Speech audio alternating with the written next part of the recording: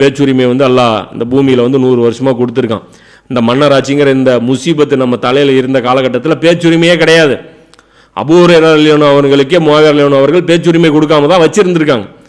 அப்போ அந்த மாதிரியான மோசமான காலகட்டம் எல்லாம் ரிலீஃப் கொடுத்துருக்கான். இதை வச்சு கம்யூனிஸ்டுகள் உலகத்தை மாற்றிட்டாங்க, முதலாளித்துவவாதிகள் உலகத்தை மாற்றிட்டாங்க, பெண்ணியவாதிகள் உலகத்தை மாற்றிட்டாங்க.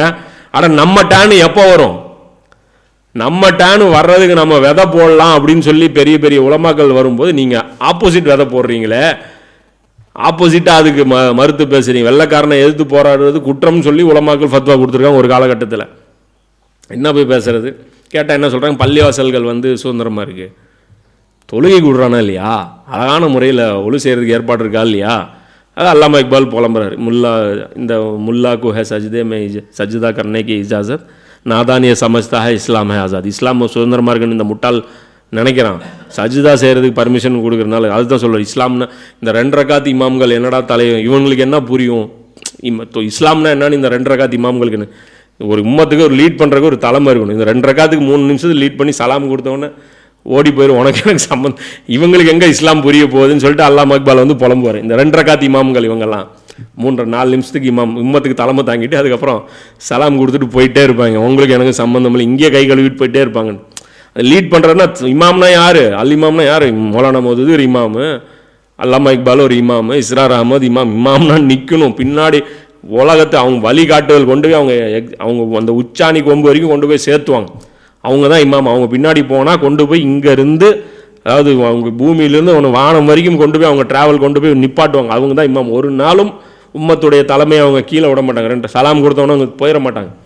அந்த மாதிரி இருக்கக்கூடிய அதுதான் இந்த கதியெல்லாம் நினச்சி பார்க்காம இப்படி கொடுமை செஞ்சுட்டே இருக்கீங்க. அந்த கொடுமைக்காரன் வேறு யார்? அவர்கள் குரானை உணர்ந்து கொள்ளாதவாறு அவர்களின் இதயங்களின் மீது நாம் திரையிட்டு விட்டோம். இந்த போக்குனால அல்லாஹ் பண்ண ரிசல்ட் பாருங்க. நான் தான் சொன்னேன்ல, இவங்களுக்கு ட்ராப்பே என்னன்ட்டு.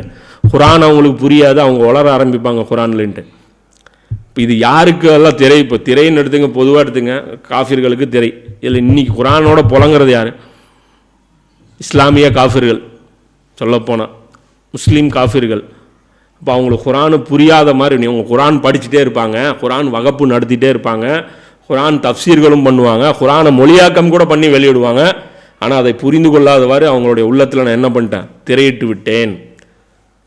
குரான் வெளியீடு நிகழ்ச்சியெல்லாம் நடத்துவாங்க, ஆனால் குரானுக்கும் அவங்களுக்கும் சம்பந்தம் இருக்காது. திரையிட்டுருவோங்கிறான். குரான் டெய்லி படிப்பாங்க, அன்றாடமும் குரான் படிக்கணும், படிப்பீங்க, ஒன்றும் புரியாது.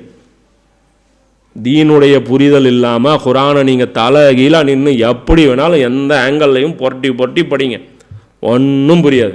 முதல்ல இந்த தீனுடைய புரிதல் ஏற்படுத்திக்கிட்டு முதல்ல இருக்கக்கூடிய அந்த தீய பண்புகள் அதெல்லாம் தூக்கி போட்டுட்டு வரணும். எல்லாம் சொல்கிறாங்க இவர்கள் மீது திரையிட்டு. இது வந்து கிளைமேக்ஸ். இது எது?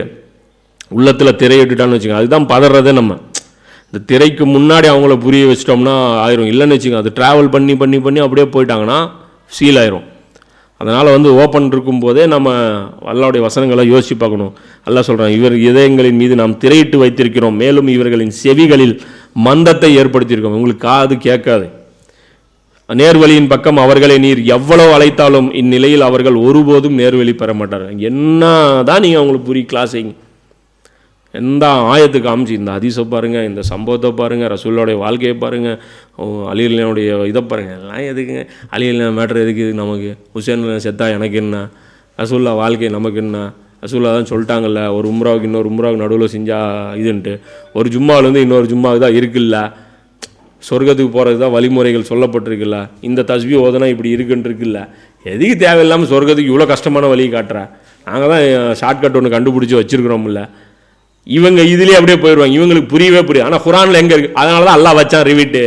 குரானில் எங்கேயாவது அமல்கள் கற்றுக் கொடுத்தானா? சொர்க்கத்துக்கு போகிறது வழி எது? குரானில் எங்கே இருக்குது தஸ்பீ தொழுகை? குரானில் எங்கே இருக்குது ஒரு உம்ராவுக்கு இன்னொரு உம்ராவுக்கு பாவம் மன்னிக்கப்படுன்ட்டு? குரானில் எங்கே இருக்குது ஒரு ஜும்மாவுக்கு இன்னொரு ஜும்மாவுக்கு பாவம் மன்னிக்கப்படுன்ட்டு? பாவம் மன்னிக்கப்படுறதுக்கு குரான் என்ன கண்டிஷன் கொடுக்குது? குரான் கொடுக்குற கண்டிஷன் வேறு.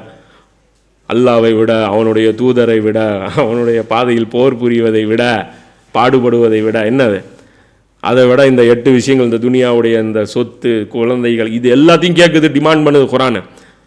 ஆனால் இந்த ஹதீஸ்கள் என்ன டிமாண்ட் பண்ணுது? ஹதீஸ்கள் சும்மா ஒரு சுப்ஹானல்லாஹ் டிமாண்ட் பண்ணுது, லா இலாஹ இல்லல்லாஹ் டிமாண்ட் பண்ணுது. ஒரு சும்மா ரசூலுல்லாஹ் சொன்ன ஹதீஸ்கள் வேற, அது அழகாக அதை புரிஞ்சுக்கிற மீனிங் வேற. ரசூலுல்லாஹ்வுடைய அந்த உபதேசங்கள் எடுத்து குர்ஆனை வந்து மஜ்ஹூரா தூக்கி போடுறதா, குர்ஆனை வந்து வீணானதாக ஆக்கி தூக்கி போடுறதா? குர்ஆன் தான் அசல் ஹிதாயத்து. ஹதீஸ் படிக்கவே கூடாது. ஸ்டார்டிங்கில் முதல்ல குர்ஆன் அட்ட படிக்கணும். புரியலையா தப்சீர் படிக்கணும். நல்ல தப்சீர் வர்ற வரைக்கும் அது ட்ராவல் பண்ணிகிட்டே இருக்கணும். அதுக்கப்புறம் ஒரு கட்டம் வரும்போது தான் ஹதீஸ் எடுக்கணும். இல்லைன்னா ஹதீஸ் உங்களுக்கு கண்டிப்பாக, அதனால் ரசூலுல்லாஹ் தடுத்து வச்சுருந்தாங்க ஹதீஸ் எழுத வேணான்ட்டு. குர்ஆனுடைய அண்டர்ஸ்டாண்டிங் வர்ற வரைக்கும் மக்கால ரசூலுல்லாஹ் ஹதீஸ் எழுத வேணான்ட்டாங்களே. நீங்கள் ரொம்ப பச்சை மண்ணுப்பா, இப்போ ஹதீஸையும் இதையும் போட்டு குழப்பிக்குவீங்க. என் பேச்சு மனித பேச்சு, நீங்கள் என்னோட உபதேசங்கள் எப்படி எடுக்கணும், ஹதீஸ் புரியுறது பெரிய கலை. அதை வந்து தனியாக அது பிரித்து பார்க்கணும். அதை வந்து மாட்டிக்குவோம். ரசூலுல்லாஹ் தான் சொன்னாங்கன்னா தெரியும் அது என்ன நடக்கும்ட்டு. அதெல்லாம் சொல்கிறோம், இறைவன் பெரும் மன்னிப்பாளனும் கருணையுடையவனுமாய் இருக்கிறான். இவர்கள் சம்பாதித்த தீவினைகளுக்காக இவர்களை இவன் தண்டிக்க நாடி இருந்தால் வேதனையை விரைவில் இவர்களுக்கு அனுப்பியிருப்பான். ஆனால் இவர்களுக்கு என வாக்களிக்கப்பட்ட ஒரு நேரம் இருக்கிறது. அதை விட்டும் தப்பி ஓடுவதற்கு எந்த வழியையும் இவர்கள் காண மாட்டார்கள். அழிவுக்குள்ளான இந்த ஊர்கள் உங்கள் முன் இருக்கின்றன. அவர்கள் கொடுமை செய்த போது அவர்களை நாம் அழித்து விட்டோம். அவை ஒவ்வொன்றிற்கும் அழிவிற்கு குறிப்பிட்ட ஒரு காலத்தை நாம் நிர்ணயித்திருந்தோம். இப்போ இதில் அல்லாஹ் என்ன சொல்கிறான் அப்படின்னா, அல்லாஹ் நான் இந்த மாதிரி இருக்கக்கூடிய நிலையில் இந்த மக்களுக்கு செய்கிற மிகப்பெரிய உபகாரம் என்ன அப்படின்னா விட்டு வைக்கிறது தான். எல்லாம் சொல்கிறான், இந்த செஞ்ச இந்த காரியங்களுக்கு தண்டனை நாம் கொடுக்காம இன்னும் இந்த தவணை நம்மளே நினச்சி பாருங்கள். ஒரு கட்டத்தில் அல்லாஹ் வந்து இதெல்லாம் இந்த உண்மைகள்லாம் நமக்கு புரிய வைக்கிறதுக்கு முன்னாடி அழிச்சிருந்தானா நினச்சி பாருங்கள், நான் சும்மா போயிருப்போம். அப்போ அல்லாஹ் கோபம் ஊட்டக்கூடிய அந்த செயல்கள் தான் நாமளும் செஞ்சுட்டு இருந்தோம். நம்மகிட்டையும் இந்த தாவாக்கள் வந்துச்சு, இப்படி தான் சொல்லப்பட்டது, இப்படி மௌலானா மௌதூதின்னு ஒருத்தர் இப்படி சொன்னாருன்னா சரியாக உள்வாங்காமல் நாமளும் இதே மாதிரி கிண்டல் பண்ணிட்டு இருந்தோம். என்ன எல்லாத்தையும் விட்டுட்டு ஆட்சி அமைக்க போயிடலாமா, என்ன அரசியல் பேசுறியா, என்ன தாடி கூட இல்லை, இந்த ஆள்லாம் ஒரு ஆலிமா, என்னடா மீசை வச்சிருக்கா, நல்லா மயப்பாளுங்கிறேன், என்ன இருந்தாலும் இப்படி மீசை வச்சிருக்கா, ஜமீன்தார் மாதிரி கிடக்கிறாரு, அது சையத் குத்துப் வேணும், அவர் இப்படி இருக்கிறார், எல்லாம் இப்படி நம்மளும் பேசிட்டு இருந்தோம். என்ன இதில் நம்ம பேசிகிட்டு இருந்தது தானே. இப்போவே எல்லாம் ரிவிட் வச்சுருந்தான்னு வச்சுங்க, அவங்க என்ன பேசுனாங்க, அவங்களுடைய புத்தகம் சையத் குத்துப் புக்கு எத்தனை படிச்சிட்டிங்க? சையத் குத்துப் இதை மட்டும்தான் படிச்சிருக்கோம். அதை படிச்சுக்கிட்டே ஆளப்பாரு அவன் மூஞ்சியப்பாரு இல்லைங்க, அதான் சொல்கிறேன். இப்போ மூஞ்சி ஃபோட்டோ தாடி வச்சு தான் சொர்க்கணும். ரவீந்திரநாத் தாகூர் இருக்காங்க, தாடி வச்சு திருவள்ளுவர் இவங்கெல்லாம் இருக்காங்க, தாடி பெருசு பெருசாக வச்சவங்களாம் இருக்காங்க. அப்போ தாடி தான் அளவுகோல்னா தாடியை ஃபிட் பண்ணுங்க, ஹக்கு தான் அளவுகோல்னா ஹக்கை ஃபிட் பண்ணுங்க. அப்போ ஹக்கும் அளவுகோல்ங்கிறது தாடியும் அளவுகோல். தாடிங்கிறது ஒரு மசாயில், அந்த விஷயத்தில் நிறைய பேருக்கு மாற்று கருத்து இருக்குது, அதில் நிறைய ஆய்வுகள் இருக்குது. அதுவும் பெரிய பெரிய உலமாக்களே அதில் வேறு மாதிரியான ஸ்டேட்மெண்ட்லாம் கொடுத்துருக்காங்க. அது வந்து ஒரு கணக்கு கிடையாது. இப்போ இதில் வந்து அல்லாஹ் நமக்கு ஒரு டைம் கொடுத்துருக்கான். அந்த டைமை வந்து வாக்களிக்கப்பட்ட நேரம் இருக்குது, அதை விட்டு தப்பி ஓடுவதற்கு எந்த வழியும் காட்டும். அதே மாதிரி இந்த வாக்குறுதி பொறுத்த வரைக்கும் ரெண்டு விதமாக எடுத்துக்கோங்க. ஒன்று, பூமிக்கும் அல்லாஹ் ஒரு வாக்குறுதி கொடுத்துருக்கான். இந்த சிஸ்டம் அழிக்கப்படுவதற்குன்னு ஒரு வாக்குறுதி இருக்குது. அந்த அழிக்கப்படுற நேரம் வந்துச்சுன்னா அதுக்கப்புறம் வந்து இந்த மாதிரி நம்ம 6 முறை உட்காந்துலாம் படிக்கிறதுக்கெல்லாம் டைமே கிடைக்காது. அப்போல்லாம் வந்து பார்த்திங்கன்னா நமக்கு வந்து கிளியராக விஷன் இருக்கணும். இப்போ வந்து உலகப்போர் 3ஆம் உலகப்போர் ஸ்டார்ட் ஆயிடுச்சு. இந்த நேரத்தில் என்ன செய்யணும்னு என்கிட்ட கேட்கவே கூடாது, உங்களுக்கே தெரிஞ்சிருக்கணும். நான் பெரிய ஆள் கிடையாது, என்கிட்ட கேட்டு ஆமாம் இவங்ககிட்ட வந்து அப்படியே நிற்கிறாங்க லைனாக கேட்குறதுலாம் நிற்காதீங்க, நிற்கிறது நான் விரும்பலை சொல்கிறேன். ஒரு கேள்வி கூட என்னை கேட்காதீங்கிறேன்.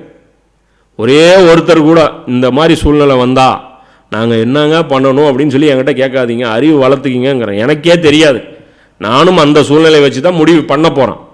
அந்த சூழ்நிலை வரும்போது அப்போ பார்ப்போம் என்ன வாய்ப்புகள் இருக்குது, எது செஞ்சால் அப்போது அந்த நேரத்தில் ஒரு மஷூரா வைப்போம். அந்த நேரத்தில் எத்தனை பேர் உயிரோடு இருக்கிறோம், பக்கத்தில் யார் யார் இருக்கிறோம், அந்த நேரத்தில் இருக்கக்கூடிய மக்களை வச்சு அந்த நேரத்தில் இருக்கக்கூடிய சூழ்நிலைகளை வச்சு முடிவு எடுப்போம். ஆனால் எதை நோக்கி போகணும் அப்படிங்கிற அந்த விஷன் நமக்கு கிளியராக இருக்கணும். அப்போ போகக்கூடிய காலகட்டம், எதை தேர்வு செய்யக்கூடிய காலகட்டம் வரும். அதற்கு முன்னாடி நம்ம விஷன் வச்சுக்கணும். அந்த அழிவுக்கான அல்லாஹ் காலகட்டம் வச்சுருக்கான், அது கண்ணு முன்னாடி தெரியுது. இந்த ரஷ்யா உக்ரைன் பிரச்சனை எல்லாம் பயங்கரமான பிரச்சனை, அது சாதாரண பிரச்சனை கிடையாது. அது எல்லாம் இன்ஷால்லாம் அது மல்லமாக வரும்போது அது எல்லாமே அதில் கவர் பண்ணும்போது எல்லாமே கிளியர் ஆகிடும். அது போன இதில் கூட சொன்னல, இப்போ அந்த வந்து ஸ்டார்ட் ஆயிடுச்சு ஒரு பிரச்சனை. ஒரே ஒரு வல்லரசு இருந்துச்சு, இப்போ 2 வல்லரசு ஆச்சு. 2 பக்கமும் உலகத்தை பிடிச்சி இழுக்கிறாங்க இவங்க. இந்த பிடிச்சி இழுக்கிறதுல பிஞ்சு போகும். இதில் இவங்க கஷ்டப்பட்டு ஒரு ட்ராமாவை இவங்க பில்டு பண்ணி உலகம் பூரா இம்ப்ளிமெண்ட் பண்ணிருக்காங்க.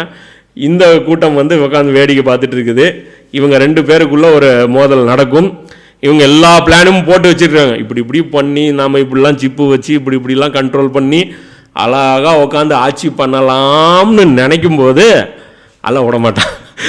நீங்கள் எல்லாம் இப்படி கணக்கு போட்டு அப்பாடா அப்படின்னு நீங்கள் சேரில் உட்காரும்போது அப்போ தான் எல்லாம் சேரும். எல்லாம் முடிச்சிட்டியா, இப்போ தான் ஒரே அப்படி முடிச்சிட்டியா, எல்லா கட்டமைப்பும் முடிஞ்சதா, அவன் முடிஞ்சது. அப்போ இப்போ அழிக்கிறேன். முதல்ல கட்டும்போது அழிச்சா அது நமக்கு அழகு இல்லை. கட்டி முடி, அதுக்கப்புறம் ஒரே தட்டு தான் அழகு. அதுதான் அல்லாவுடைய சுன்னத்தை. அது வரலாறு அதான் சொல்கிறான், அழிவுக்குள்ளான ஊர்கள் உங்கள் முன் இருக்கின்றன. ஃபிரௌனை எப்போ அழிச்சேன்னு பாருங்கள். பிரமிடு கட்டுறது வரைக்கும் விட்டோம், கட்டி முடிச்சதுக்கப்புறம் பிரமிடு இன்றைக்கும் இருக்குது, ஃபிரௌனை காணோம். அதை சொல்கிறோம். ஊர் இருக்கும், இந்த டெவலப்மெண்ட் அப்படியே இருக்கும். நீ இருக்க மாட்ட, நீ ஏற்படுத்து. நீ நவீனப்படுத்துறீங்களா, இஸ்லாமிய சின்னங்களை அழித்து யூரோப் மாதிரி மாற்றுறீங்களா, மாற்றுங்க. யூரோப் இருக்கும், நீங்கள் இருக்க மாட்டீங்க. அந்த சின்னங்கள் இருக்கும், நீங்கள் நல்ல படிப்பினை ஏற்படுத்தலாம். அதை பயன்படுத்துவாங்க, அதுக்கு வாரிசாக அல்ல ஆக்குவான். உங்களுடைய உழைப்புகளுக்கு எல்லாம் வாரிசாக்குவோம். யாருக்களை? மூமீன்களை வாரிசாக்குவோம். எல்லாம் சொல்கிறாங்களா, அந்த வாக்குறுதி கொடுத்துருக்கோம், நம்பிக்கை கொண்டு நல்லறங்கள் செய்வர்களுக்கு பூமியை நாம் வாரிசாக கொடுப்போம். எங்களுக்காக டெவலப் பண்ணுங்க. அந்த கும்பத்து சக்கரா பண்ணும்போது இது யூதர்கள் சொல்லிக்கிறாங்க. யார்? அந்த தங்கத்தில் அந்த கூடாரம் அமைக்கும்போது யூதர்கள் கட்டுமானம் பணி நடக்கும்போது வேடிக்கை பார்ப்பானுங்களாம். வேடிக்கை பார்க்கும்போது நிறைய ஊற்றுங்கடா, தங்கத்தை எங்களுக்கு யூஸ் ஆகும் அப்படிம்பாங்க.